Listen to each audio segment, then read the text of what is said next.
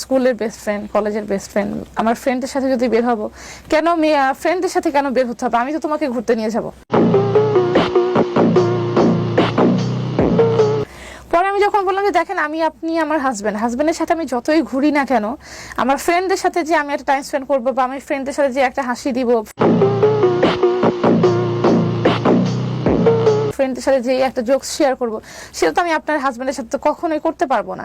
তার একটা কথা হয়ে গেল যে না, ফ্রেন্ডদের সাথে দেখা করা যাবে না, তোমার যদি মন চায়, খুব বেশি মন চায়, তুমি তাদেরকে বাসায় ডাকবা, বাট বাইরে যেতে পারবা না।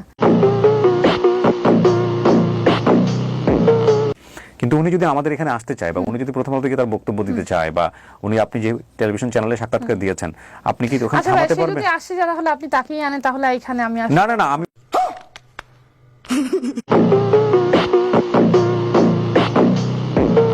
সেটাই দাঁড়ালো যে আমি এখানে জাস্ট আমার কথা শেয়ার করতে আসছি।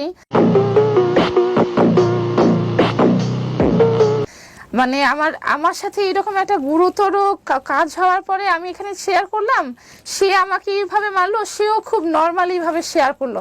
এত নর্মাল ভাবে যদি মানুষ তাকে মেনে নেয়, তাহলে তো আমি বিচার পাবো। মানুষ মানবা না মানা সেটা তো মানুষের কাজ।